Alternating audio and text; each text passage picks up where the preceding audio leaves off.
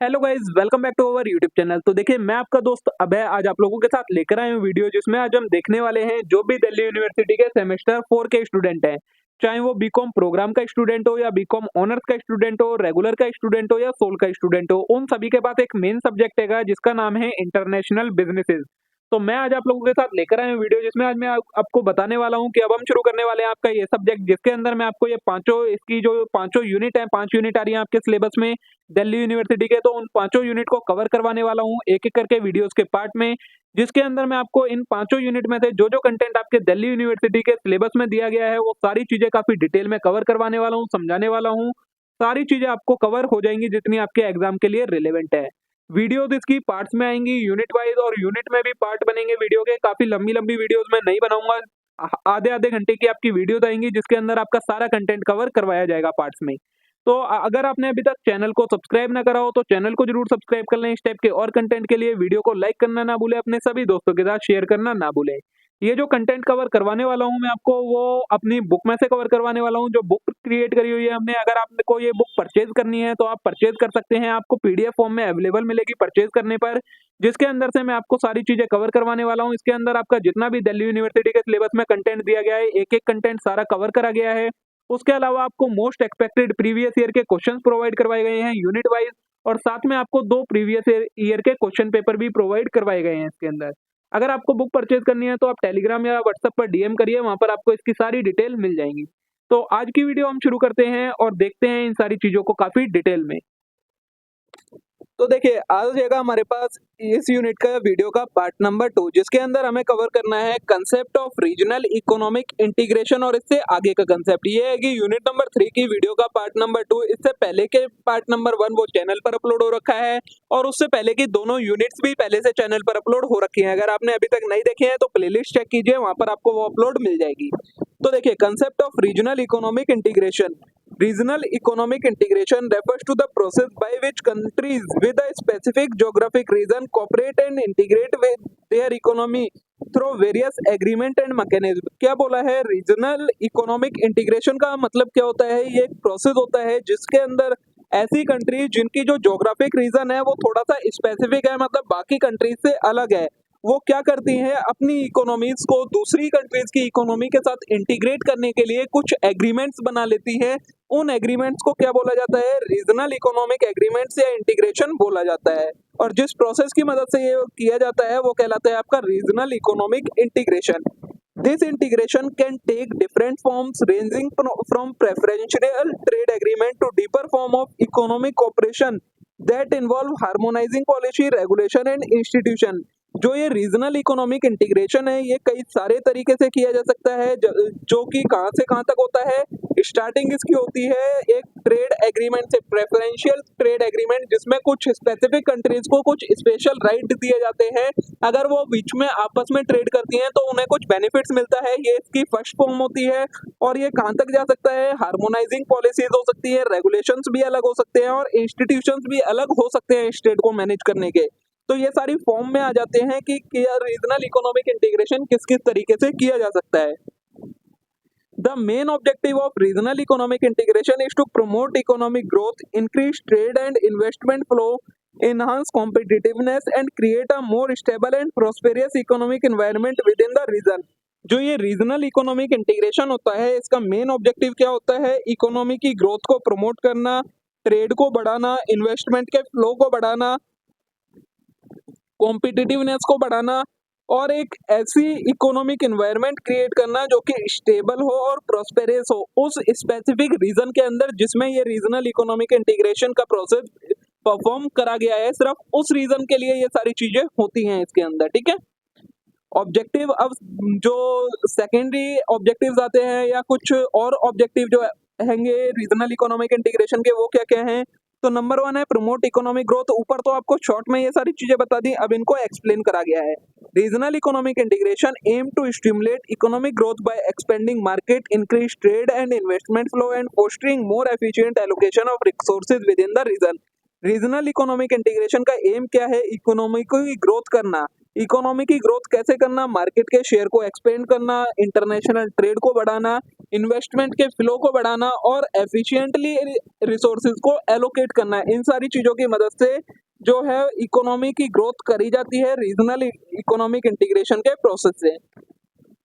Next है enhancing competitiveness. तो by creating a large market and reducing trade barriers among members of countries, regional economic integration can enhance the competitiveness of industries and business in the region. क्या बोला है, large market को बनाकर और जो trade barriers हैं उन्हें कम कर कर मेंबर्स कंट्रीज के बीच में, जिन कंट्रीज के बीच में एग्रीमेंट हुआ है ये रीजनल इकोनॉमिक इंटीग्रेशन का, सिर्फ उन कंट्रीज के बीच में एक मार्केट को बढ़ाना और जो ट्रेड बैरियर्स हैं उन कंट्रीज के उन्हें कम करना। रीजनल इकोनॉमिक इंटीग्रेशन ये सारी चीजें परफॉर्म करके क्या करता है, कॉम्पिटिटिवनेस बढ़ा देता है इंडस्ट्रीज की, बिजनेस की उस रीजन के अंदर, जिससे क्या होता है, प्रोडक्टिविटी बढ़ जाती है और इनोवेशन बढ़ जाता है उन कंट्रीज का। नेक्स्ट है फैसिलिटेटिंग ट्रेड एंड इन्वेस्टमेंट। तो regional economic integration initiatives seeks to promote trade and investment by harmonizing regulation, reducing transaction cost and creating a more conducive business environment for companies operating within the region। क्या बोला है, जो regional economic integration है वो क्या करता है, trade को बढ़ाता है और इन्वेस्टमेंट को बढ़ाता है। और किन तरीकों से बढ़ाता है, रेगुलेशंस को हार्मोनाइज करके, ट्रांजैक्शन कॉस्ट को कम करके, कंड्यूसिव बिजनेस एनवायरनमेंट मतलब एक अच्छा बिजनेस एनवायरनमेंट क्रिएट करके वो क्या करता है, ट्रेड एंड इन्वेस्टमेंट को प्रमोट करता है। नेक्स्ट है अचीविंग इकोनॉमीज ऑफ स्केल। तो by pooling resources and coordinating policies, member countries can achieve economies of scale in production, distribution and infrastructure development, leading to cost saving and efficiency gain. क्या बोला है, जो members countries हैं regional economic integration के अंदर जो agreement हुआ है उसकी जो मेंबर्स कंट्रीज हैं वो अपने रिसोर्सेज को एक साथ लाकर और पॉलिसीज को कोऑर्डिनेट कर कर क्या कर सकती हैं, economies of scale in production, distribution and infrastructure development achieve कर सकती हैं, जिससे उनकी कॉस्ट भी सेव होगी और उन्हें एफिशिएंसी गेन भी होगा। नेक्स्ट है फोस्टरिंग रीजनल स्टेबिलिटी। तो regional economic integration can contribute to political stability and peace by promoting economic independence among members countries. क्या बोला है, जो रीजनल इकोनॉमिक इंटीग्रेशन है वो पॉलिटिकल स्टेबिलिटी में कंट्रीब्यूट करेगा, इकोनॉमी इंडिपेंडेंस को प्रमोट करके अपने मेंबर कंट्रीज के बीच में reduce the likelihood of conflict and fostering cooperation और शेयर चैलेंज। और क्या करेगा, जो कन्फ्लिक्ट का लाइक्लीहुड है उसे कम करेगा और कोऑपरेशंस को इंक्रीज करेगा, फोस्टर करेगा, जिससे क्या हो, कोई भी चैलेंज हो उसे शेयर किया जा सके। तो ये फोस्टरिंग रीजनल स्टेबिलिटी इसका एक ऑब्जेक्टिव है। नेक्स्ट है प्रमोटिंग सोशल डेवलपमेंट। तो regional economic integration initiative often include provision for social development such as improving labor standard, protecting environment and promoting social inclusion and equality among member countries। क्या बोला है, regional economic integration है वो साथ साथ में social development भी करता है। सोशल डेवलपमेंट कैसे करता है, लेबर्स के स्टैंडर्ड को इम्प्रूव करता है, एनवायरनमेंट को प्रोटेक्ट करता है, सोशल इंक्लूजन को प्रमोट करता है, इक्वलिटी लाता है मेंबर्स के बीच में। तो इससे क्या होता है, सोशल डेवलपमेंट होता है। नेक्स्ट है हार्मोनाइजिंग पॉलिसीज। तो by aligning regulatory framework, standard and policy across member countries, regional economic integration can facilitate cross border trade and investment, reduce red tape and streamline business operation. क्या बोला है, regulatory framework, standard and policy अपनी member countries के बीच में align करके regional economic integration को क्या फैसिलिटेट करता है, क्रॉस बॉर्डर ट्रेड को फैसिलिटेट करता है, मतलब दो कंट्रीज के बीच के ट्रेड को फैसिलिटेट करता है, दो कंट्रीज के बीच में इन्वेस्टमेंट का फ्लो हो सके उसे फैसिलिटेट करता है, रेड टेप को रिड्यूस करता है और बिजनेस ऑपरेशन को स्ट्रीमलाइन मतलब स्मूथ कंडक्ट कर देता है उनके बिजनेस ऑपरेशन को। तो इस तरीके से ये हार्मोनाइज करता है पॉलिसीज को भी। नेक्स्ट है एनहांसिंग इंफ्रास्ट्रक्चर डेवलपमेंट।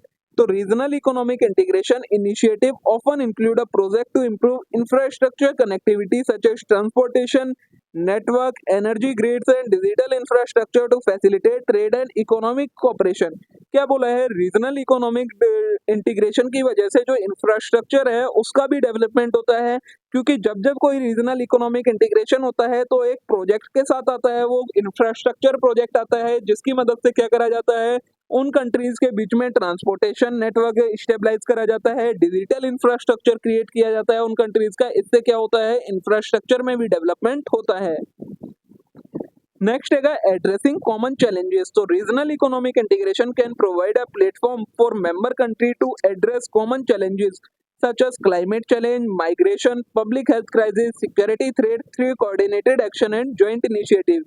क्या बोला है, रीजनल इंटीग्रेशन की मदद से क्या होता है, ये कॉमन प्लेटफॉर्म प्रोवाइड करवाता है मेंबर कंट्रीज को कि वो जो भी उस एग्रीमेंट की मेंबर कंट्रीज है वो आपस में अपने जो उनके कॉमन चैलेंजेस होंगे, चाहे क्लाइमेट चेंज का कोई चैलेंज हो, माइग्रेशन की प्रॉब्लम हो, पब्लिक हेल्थ क्राइसिस की प्रॉब्लम हो, सिक्योरिटी थ्रेट हो, इन सारी चीजों के साथ आपस में डिस्कस कर सके और इनका सॉल्यूशन भी निकाल सकती हैं। एक ऐसा प्लेटफॉर्म प्रोवाइड करवाता है रीजनल इकोनॉमिक इंटीग्रेशन। तो ये आपके ऑब्जेक्टिव हो गए कि जो रीजनल इकोनॉमिक इंटीग्रेशन है उसके क्या क्या आपके ऑब्जेक्टिव्स होते हैं। नेक्स्ट आता है हमारा forms of regional economic integration. अब जो ये रीजनल इकोनॉमिक इंटीग्रेशन है ये किस किस तरीके से किया जाता है। तो नंबर 1 आता है हमारा फ्री ट्रेड एरिया। तो in a free trade area member countries eliminate tariff and other trade barriers on good traded among themselves while maintaining their own external trade policy with non-members country। क्या बोला है, free trade area क्या होता है, ये एक ऐसा तरीका है रीजनल इकोनॉमिक इंटीग्रेशन का जिसके अंदर सिर्फ जो मेंबर कंट्रीज होती है, मतलब जिन कंट्रीज के साथ रीजनल इकोनॉमिक इंटीग्रेशन का एग्रीमेंट हुआ है, उनके लिए जो भी टैरिफ्स होते हैं, ट्रेड बैरियर्स होते हैं, उन्हें खत्म कर दिया जाता है ट्रेड के ऊपर। लेकिन जो नॉन मेंबर्स कंट्री है, मतलब जो कंट्रीज उस ट्रेड एग्रीमेंट का पार्ट नहीं है, उन सभी के लिए वो सारी चीजें वैसे ही एप्लीकेबल रहती हैं, लेकिन जो मेंबर्स कंट्रीज हैं उनके लिए ये सारी चीजें हटा दी जाती हैं। Example include the north American free trade agreement. इसके अंदर एग्जाम्पल क्या आता है, नाफ्ता का एग्जाम्पल आता है जो कि एक North American free trade agreement था, and the association of South East Asian nation, जो इसे हम क्या बोलते हैं, एशियन फ्री ट्रेड एग्रीमेंट। ये भी दो एग्जांपल दिए हैं आपको फ्री ट्रेड एरिया के, ठीक है। नेक्स्ट तरीका है फॉर्म है जो रीजनल इकोनॉमिक इंटीग्रेशन की है, वो है आपकी कस्टम्स यूनियन। तो custom union goes a step further by not removing tariff on intra regional trade but also stabilising a common external tariff on import from non member countries. क्या बोला है, custom union क्या है, इसके अंदर सिर्फ imported goods पर ही जो मतलब जो आपस में ट्रेड हो रहा है उसके ऊपर से बैरियर्स ही नहीं हटाए जाते हैं, बल्कि जो नॉन मेंबर्स कंट्रीज हैं उनके साथ भी कितना टैरिफ लगेगा वो चीज डिसाइड कर ली जाती है कि जो जो भी इस एग्रीमेंट के अंदर की कंट्रीज हैं उन सभी के ऊपर अगर वो किसी और कंट्रीज से ट्रेड करती हैं, इंपोर्ट वगैरह करती हैं, तो सिर्फ इतना ही टैरिफ उनके ऊपर लगेगा, इससे ज्यादा टैरिफ नहीं लग सकता। उसे कहा जाता है आपका custom union. This help create a unified trade policy and facilitate trade among member. ये क्या करता है, एक यूनिफाइड ट्रेड पॉलिसी क्रिएट करता है और मेंबर्स के बीच में जो ट्रेड है उसे और ज्यादा फैसिलिटेट करता है। The Southern African custom union SACU is an example of custom union. ये आपको एक एग्जांपल दिया है, साउथर्न अफ्रीकन कस्टम यूनियन, ये आपका एक कस्टम यूनियन का एग्जांपल है। नेक्स्ट है common market. A common market extended the level of economic integration by allowing the free movement of goods, service, capital and labour among the members country. Common market क्या है, common market एक ऐसा तरीका है economic integration का जिसके अंदर जो मेंबर्स कंट्रीज होती हैं उनके बीच में जो गुड्स, सर्विस, कैपिटल और लेबर है वो फ्रीली ट्रांसफरेबल हो सकती है इस मार्केट के अंदर। This deeper form of integration aim to create a more unified economic space and promote greater economic cooperation। ये जो करा गया है कॉमन मार्केट का तरीका, ये किस लिए बनाया गया है, ताकि एक यूनिफाइड इकोनॉमिक स्पेस क्रिएट हो सके और जो इकोनॉमिक कॉपरेशन है उसको और ज्यादा प्रमोट किया जा सके। The European Union single market is a prominent example of common market को। इसका एक एग्जांपल क्या है, EUSM, European Union single market, ये आपका एक कॉमन मार्केट का एग्जांपल है। नेक्स्ट जो तरीका है फॉर्म है हमारी, वो है इकोनॉमिक यूनियन। तो an economic union involve even closer integration with member country, coordinating their economic policies, harmonising regulation and possibly adopting a common currency. Economic union क्या होती है, इसके अंदर जो मेंबर कंट्रीज होती हैं वो सेम इकोनॉमिक पॉलिसी अपनाती हैं, हार्मोनाइज करती हैं अपने रेगुलेशंस को, और पॉसिबल हो पाता है तो एक कॉमन करेंसी के अंदर डील करती हैं। The most notable example is eurozone with in the European union. इसका जो इकोनॉमिक यूनियन का एग्जांपल है वो है आपका eurozone, where countries share the euro as a common currency, जहाँ पर सारी कंट्रीज आपस में एक कॉमन करेंसी अपनाती हैं जिसे यूरो बोला जाता है, ठीक है। नेक्स्ट फॉर्म है आपकी पॉलिटिकल यूनियन। तो at the highest level of integration countries form a political union in addition to economic integration. This involve deeper political cooperation, joint government structure and share decision making on key issues, policy issues. Political union क्या होती है, इसमें economic integration के साथ साथ क्या होता है, जो कंट्रीज होती हैं वो पॉलिटिकल यूनियन क्रिएट कर लेती हैं, जिसके अंदर पॉलिटिकल कोऑपरेशन मिलता है मेंबर कंट्रीज को, जॉइंट गवर्नेंस स्ट्रक्चर मिलता है, साथ में जो की मैटर्स होते हैं उन पर शेयर डिसीजन मेकिंग करी जाती है। The European union is moving toward greater political union through it's institution and decision making process. जो यूरोपियन यूनियन है वो पॉलिटिकल यूनियन को ज्यादा से ज्यादा तरीके से अपने ऊपर एप्लीकेबल करवाती जा रही है। अभी कोई ऐसा एग्जांपल नहीं है जहां पर पूरी तरह पॉलिटिकल यूनियन हो, लेकिन जो यूरोपियन यूनियन है वो बहुत ज्यादा इस तरीके से अपने आप को एक पॉलिटिकल यूनियन क्रिएट करती जा रही है। ठीक है, तो ये आपके 5 फॉर्म होते हैं जिन फॉर्म में रीजनल इकोनॉमिक इंटीग्रेशन किया जा सकता है। अब जो आपको इनमें एग्जांपल दिए हैं उन कुछ एग्जांपल्स के बारे में आपको पढ़ना है, कुछ कुछ जो मेन एग्रीमेंट है उनके बारे में आपको पढ़ना है। तो पहला आता है आपका यूरोपियन यूनियन, ये भी एक रीजनल इकोनॉमिक इंटीग्रेशन है। तो द यूरोपियन यूनियन, जिसे ईयू बोला जाता है, is a political and economic union of member state located primary in Europe. ये क्या है, ये एक पॉलिटिकल और इकोनॉमिक दोनों तरीके की यूनियन है, जो कि कहाँ के लोगों के बीच में है, यूरोप के लोगों के बीच में है, मतलब यूरोप की कंट्रीज के बीच में है। It originated in the aftermath of World War second with the aim of fostering economic operation. इसका जो ओरिजिनेशन हुआ, मतलब ये जब कब बना था, जब वर्ल्ड वॉर 2 खत्म हुआ, तो इसका जो एम था बनाने का वो क्या था, इकोनॉमिक ऑपरेशन इसका एम था। The European union is a 1993 global entity made up of European country. जो यूरोपियन यूनियन है वो एक 1993 की एक ग्लोबल एंटिटी मानी जाती है, जो कि यूरोपियन कंट्रीज की एक एंटिटी है। ऑब्जेक्टिव क्या क्या है यूरोपियन यूनियन के, तो नंबर 1 आता है आपका क्रिएटिंग अ सिंगल मार्केट। तो one of the primary objective of EU is to stabilise a single market where goods, service and capital can move freely across member country without barrier और restriction. जो सबसे पहला objective है European union का वो यही था कि जो भी इसकी मेंबर कंट्रीज रहेंगी उनके बीच में goods, service, capital and people का फ्रीली मूवमेंट हो सके बिना किसी बैरियर और रिस्ट्रिक्शन के। This aim to promote economic growth, enhance competitiveness and increase consumer choice. ये जो इकोनॉमिक ग्रोथ का एम हैगा, मतलब जो ये यूरोपियन यूनियन बनाई गई है, सिंगल मार्केट क्रिएट कर रही है, इसका एम क्या है, इकोनॉमिक ग्रोथ को प्रमोट किया जा सके, कॉम्पिटिटिवनेस को बढ़ाया जा सके और जो कंज्यूमर चॉइस है उसे इंक्रीज करा जा सके।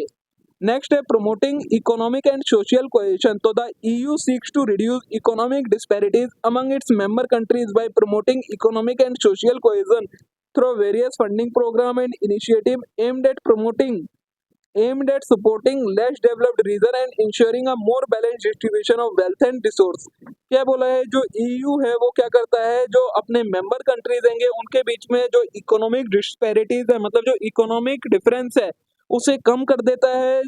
किसकी मदद से, इकोनॉमिक और सोशल कोहेजन को प्रमोट करके, by through various funding programme और इनिशिएटिव, कई सारे प्रोग्राम और इनिशिएटिव का यूज करके इकोनॉमिक एंड सोशल कोहेजन को प्रमोट करता है और जो इकोनॉमिक डिस्पैरिटीज हैं मेंबर कंट्रीज के बीच में उन्हें कम कर दिया जाता है। ठीक है, नेक्स्ट है स्ट्रेथनिंग एंड ट्रेड एंड इन्वेस्टमेंट। तो bye eliminating trade barrier, harmonising regulations and promoting cross border investment, EU aims to boost trade and investment flow among its member countries। क्या बोला है, ट्रेड बैरियर्स को कम करके, रेगुलेशंस को harmonise करके और क्रॉस बॉर्डर इन्वेस्टमेंट्स को प्रमोट करके EU क्या एम करता है कि वो अपनी ट्रेड एंड इन्वेस्टमेंट को बूस्ट कर सके और मेंबर कंट्रीज के बीच में इनके फ्लो को बढ़ा सके, जिससे क्या हो, इकोनॉमिक एक्टिविटीज इंक्रीज हो और जॉब और ज्यादा से ज्यादा जॉब क्रिएट हो सके मेंबर कंट्रीज के बीच अंदर। तो ये इसका नेक्स्ट ऑब्जेक्टिव है। अब आएगा आपका इनहांसिंग कॉम्पिटिटिवनेस। तो the EU work to enhance the competitiveness of its industries and business by promoting innovation, research and development and skill development through various programme and initiative aimed at promoting knowledge based economy. क्या बोला है, जो EU है वो क्या कर रहा है, कॉम्पिटिटिवनेस बढ़ा रहा है इंडस्ट्रीज के अंदर, बिजनेस के अंदर, किसकी मदद से, इनोवेशन की मदद से, रिसर्चेज एंड डेवलपमेंट की मदद से, स्किल डेवलपमेंट की मदद से क्या कर रहा है, जो EU है वो अपनी मेंबर कंट्रीज के बीच में कॉम्पिटिटिवनेस बढ़ा रहा है, जिससे क्या हो, प्रोडक्टिविटी बढ़े और इफेक्टिवनेस, एफिशिएंसी बढ़े कंट्रीज की। नेक्स्ट है इंश्योरिंग सस्टेनेबल डेवलपमेंट। तो the EU is committed to promote sustainable development by integrating environmental protection, social responsibility and economic growth into policies and initiative. EU ने क्या कमिटमेंट ली है? Sustainable development को promote करने की commitment ली है। और सस्टेनेबल डेवलपमेंट कैसे करेगा? एनवायरमेंट को प्रोटेक्ट करके, सोशल रिस्पॉन्सिबिलिटी को इंटीग्रेट, मतलब एनवायरमेंटल प्रोटेक्शन, सोशल रिस्पॉन्सिबिलिटी और इकोनॉमिक ग्रोथ, इन तीनों को आपस में इंटीग्रेट करके सस्टेनेबल डेवलपमेंट को प्रमोट करा जाएगा। This include promoting renewable energy को प्रमोट करना, सस्टेनेबल एग्रीकल्चर को प्रमोट करना, रिसोर्सेज की एफिशिएंसी को इंक्रीज करना। नेक्स्ट है हमारा प्रमोटिंग पीस एंड स्टेबिलिटी। तो one of the founding objective of EU was to promote peace and stability in Europe by fostering closer ties among its member countries. क्या बोला है? जो एक ऑब्जेक्टिव है EU का वो क्या है? और है जो उसकी मेंबर कंट्रीज है उनके बीच में पीस और स्टेबिलिटी को स्टेबलाइज करना, जिससे क्या हो, जो मेंबर कंट्रीज हैं उनके बीच में किसी भी तरीके का कन्फ्लिक्ट ना रहे और उनके साथ जो उनका कोऑपरेशन है एक दूसरे के लिए वो प्रमोट हो, जिससे वो आपस में एक दूसरे के चैलेंजेस को शेयर कर सकें। चैलेंजेस क्या क्या होते हैं इन कंट्रीज के बीच में? सिक्योरिटी, माइग्रेशन और पब्लिक हेल्थ का जो चैलेंज है उसे शेयर कर सके, आपस में उसका सॉल्यूशन निकाल सके। तो ये भी यूरोपियन यूनियन का ऑब्जेक्टिव है आपका। नेक्स्ट है प्रमोटिंग कंज्यूमर राइट। तो the EU aim to protecting consumer right. तो the EU aim to protect consumer right by harmonising consumer protection laws, ensuring product safety standard and promoting fair competition within the single market. EU का और M क्या है? जो consumer right है उन्हें promote करना। अब कंज्यूमर राइट को किस तरीके से प्रमोट किया जाएगा? तो कंज्यूमर प्रोटेक्शन लॉज को हार्मोनाइज करा जाए, प्रोडक्ट सेफ्टी स्टैंडर्ड बनाकर रखे जाए और साथ में एक फेयर कंपटीशन को प्रमोट करा जाए सिंगल मार्केट के अंदर। This help to build trust and confidence among consumer in EU। इससे क्या होता है? जो EU के कंज्यूमर हैं उनके बीच में कॉन्फिडेंस और ट्रस्ट बिल्ड होता है। ठीक है। नेक्स्ट ऑब्जेक्टिव है इनहांसिंग ग्लोबल इन्फ्लुएंस। तो by acting as a unified bloc in international trade negotiation, climate change agreement and other global forum, the EU aim to enhance its global influence and promotes its value of democracy, human right and multilateralism on the world stage. क्या बोला है? जो EU है उसका M और क्या है? वो चाहता है अपने आप को एज अ ग्लोबल इन्फ्लुएंसर बनाना, जिससे वो क्या कर सके, अपनी डेमोक्रेसी की वैल्यूज को, ह्यूमन राइट्स की वैल्यूज को प्रमोट कर सके पूरे वर्ल्ड के अंदर। क्योंकि जो EU है वो एक यूनिफाइड ब्लॉक है इंटरनेशनल ट्रेड नेगोशिएशन के अंदर, जो कि क्लाइमेट चेंज एग्रीमेंट्स में और अदर ग्लोबल फॉर्म में पूरे में। तो इसका ये भी एम है कि वो अपने आप को ग्लोबल लेवल पर प्रमोट कर सके। ठीक है। और यहाँ पर अगर आपका ये EU का कंसेप्ट कवर हो जाता है, जो EU का था, क्या होता है EU, यूरोपियन यूनियन क्या है और उसके क्या क्या ऑब्जेक्टिव हैं, ये दोनों चीजें मैंने आपको कवर करवा दी है। ठीक है। अब नेक्स्ट है हमारा South Asian Association for Regional Cooperation, जिसे हम शार्क बोलते हैं। शार्क क्या है? तो the SAARC is a regional inter governmental organisation that promote economic and regional cooperation among South Asia country. SAARC जो है वो एक same regional inter governmental organisation है। जैसे EU थी एक ऑर्गेनाइजेशन, वैसे ही एक शार्क भी ऑर्गेनाइजेशन कह लें हम, या एक एग्रीमेंट है जिसके अंदर क्या है, इकोनॉमिक एंड रीजनल कोऑपरेशन है। किन कंट्रीज के बीच में? साउथ एशिया की जो भी कंट्रीज हैं उनके बीच का ये एक एग्रीमेंट है। Shark was established on December 8, 1985 with its headquarter in Kathmandu, Nepal. ये कब स्टेबलाइज करा गया था? December 8, 1985 में स्टेबलाइज करा गया था और जिसका हेडक्वार्टर कहाँ है? काठमांडू, नेपाल में जिसका हेडक्वार्टर है। The member countries of SHARK include Afghanistan, Bangladesh, Bhutan, India, Maldives, Nepal, Pakistan and Sri Lanka। Shark countries कौन कौन सी हैं? मतलब जो इसके अंदर शार्क एग्रीमेंट के अंदर कंट्रीज हैं वो हैं आपकी Afghanistan, Bangladesh, Bhutan, India, Maldives, Nepal, Pakistan and Sri Lanka. Objective क्या था शार्क का? जैसे EU का कुछ ऑब्जेक्टिव था, शार्क को क्रिएट करने का क्या ऑब्जेक्टिव था? तो promoting regional cooperation. SAARC aim to promote regional cooperation and integration among its member country in various areas such as trade, investment, agriculture, energy, environment and culture. SAARC का भी aim क्या था? Regional cooperation और integration को promote करना ही इसका M था, जिससे क्या करा जा सके, जो इसकी मेंबर कंट्रीज हैं उनके बीच में trade, investment, agriculture, energy, environment और कल्चर, इन सारी चीजों को प्रमोट किया जा सके। नेक्स्ट है एनहांसिंग इकोनॉमिक ग्रोथ। तो SAARC seeks to enhance economic growth and development in the region by fostering trade and investment opportunities and reducing trade barriers and promoting economic cooperation among member countries। और क्या इसका next objective क्या है? Economy की growth करना। अब economy की growth किस तरीके से करी जाती है? ट्रेड और इन्वेस्टमेंट की अपॉर्चुनिटीज को प्रमोट करके, ट्रेड बैरियर्स को कम करके, इकोनॉमिक कॉपरेशन को प्रमोट करके इकोनॉमी की ग्रोथ को एनहांस करना। नेक्स्ट ऑब्जेक्टिव है इंप्रूविंग क्वालिटी ऑफ लाइफ। तो SAARC aim to improve the quality of life of the people in the region by addressing common challenges such as poverty, hunger, health issues, education and social development through collaborative efforts। और क्या है जो shark का next objective है वो है जो इसके अंदर कंट्रीज रहेंगी, जो रीजन की कंट्रीज हैं, उनके जो लोग हैं उनकी लाइफ के स्टैंडर्ड की क्वालिटी को इम्प्रूव करना है, क्वालिटी स्टैंडर्ड को उनकी लाइफ का इम्प्रूव करना।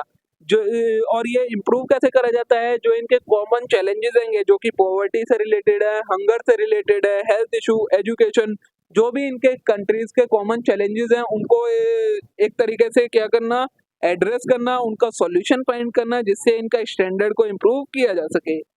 नेक्स्ट है प्रमोटिंग पीस एंड स्टेबिलिटी। तो SAARC work toward promoting peace, stability and security in the region by fostering dialogue, cooperation and confidence building measures among member countries. SAARC और क्या करता है?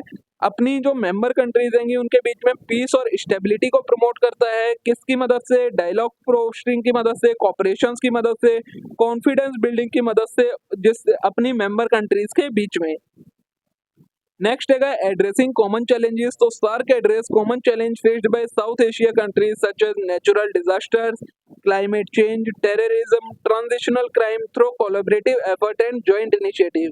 क्या बोला है? शार्क एड्रेस करता है कॉमन चैलेंजेस जो कि फेस करती हैं साउथ एशियन कंट्रीज, जैसे कि नेचुरल डिजास्टर हो गया, क्लाइमेट चेंज हो गया, टेररिज्म हो गया, ट्रांजिशनल क्राइम हो गया, इन सारी चीजों को भी फेस करती हैं जो ये कंट्री, उन सभी को एड्रेस करता है मेंबर कंट्रीज के बीच में और इनके डिस्प्यूट्स को सॉल्व करता है, इनको करेक्ट एक्शन इनके लिए लेता है। तो शार्क के अंदर ये एक प्लेटफॉर्म प्रोवाइड करवाता है इन सारे चैलेंजेस के साथ डील करने के लिए। ये आपके ऑब्जेक्टिव थे शार्क के। नेक्स्ट है ऑर्गन ऑफ शार्क। अब जो एक शार्क है उसका स्ट्रक्चर किस तरीके का होता है, कौन कौन इसमें इसने मैनेज करता है एक तरीके से। तो सबसे बनाता है समिट। तो the highest decision making body of shark is the summit which is held annually where the head of state or government of member countries meet to discuss and decide key issue and initiative। Summit क्या होता है? ये एक तरीके का highest decision making body है जो कि साल में एक बार हेल्ड करी जाती है, जिसके अंदर जो भी कंट्रीज इसकी मेंबर है उनके हेड या गवर्नमेंट ऑफ मेंबर कंट्री जो कि क्या करते हैं, जो भी इनके की इश्यूज हैं उनको डिस्कस करते हैं और उन पर डिसीजन लेते हैं। नेक्स्ट है काउंसिल ऑफ मिनिस्टर। तो the council of minister consist of foreign minister और other designated representative of member countries who meet regularly to review progress और regional cooperation initiative and provide guidance on policy matter. Council of ministers के अंदर कौन आता है? जो members countries आएंगी उनके फॉरेन मिनिस्टर या कोई ऐसा पर्सन जिसे उस काउंसिल का मिनिस्टर बना रखा हो, वो पर्सन रेगुलरली मीट करते हैं और इसके ऑपरेशंस को देखते हैं, पॉलिसी से रिलेटेड गाइडेंस वगैरह प्रोवाइड करवाते हैं। नेक्स्ट आता है स्टैंडिंग कमेटी। तो the standing committee comprises foreign secretary और senior official from member countries who meets periodically to prepare for summit and council meeting and oversee the implementation of decision taken by higher body। Standing committee के अंदर कौन आते हैं? Foreign secretaries या फिर senior official आते हैं member countries के, जो कि पेरियोडिकली मिलते हैं, मतलब कुछ कुछ इंटरवल्स के बाद मिलते हैं, जो कि समिट्स को प्रिपेयर करते हैं, काउंसिल्स की मीटिंग को प्रिपेयर करते हैं और डिसीजन मेकिंग का जो इम्प्लीमेंट करती हैं बॉडीज़ उनको भी एक तरीके से ओवरसीज करते हैं और मतलब उनके प्रोसेस को देखते हैं। नेक्स्ट आता है सेक्रेटरियल। तो the secretariat serve as administrative arm of SAARC and is based in Kathmandu, Nepal. It coordinate activity, prepare report, facilitate communication among member countries and support the functioning of various SAARC bodies। जो secretariat है वो क्या करता है? जो ये एक administrative arm है शार्क की, जो कि काठमांडू नेपाल में स्टेबलाइज है इसका ऑफिस। ये क्या करता है? सारी एक्टिविटीज़ को कोऑर्डिनेट करता है, रिपोर्ट्स प्रिपेयर करता है, कम्युनिकेशन फैसिलिटेट करता है मेंबर कंट्रीज़ के बीच में और शार्क बॉडी की फंक्शनिंग को देखता है और सपोर्ट करता है। नेक्स्ट है स्पेशलाइज्ड बॉडी। तो SAARC has established specialised body such as South Asian University, South Asian Regional Standard Organisation, South Asian Development Fund and other focus on specific area of cooperation and development within the region. शाक क्या है, stabilise करिए, ये एक stabilise body हैगी जो कि क्या क्या स्टेबलाइज करता है, South Asian University, South Asian Regional Structure Organisation, South Asian Development Fund, ये सारी चीज़ों को स्टेबलाइज करता है, स्पेशलाइज्ड बॉडीज़ बनाता है जो कि कुछ स्पेसिफिक एरियाज़ दिए गए हैं इन्हें, वो उन स्पेसिफिक एरियाज़ के साथ डील करती हैं ये बॉडीज़, ठीक है। तो ये आपका स्ट्रक्चर होता है शाक का कि क्या क्या कौन कौन उसमें मेंबर्स होते हैं, क्या क्या उसके ऑर्गन्स होते हैं। यहाँ पर आपका ये शाक वाला कंसेप्ट खत्म हो जाता है। आगे आएगा आपका association of South East Asian nation, Asian जिसे कहते हैं, इसे हम करेंगे वीडियो के नेक्स्ट पार्ट में कवर। आज के लिए इतना ही, तब तक के लिए आप आज के इस वीडियो को लाइक करें, चैनल को सब्सक्राइब करना ना भूलें। Thank you.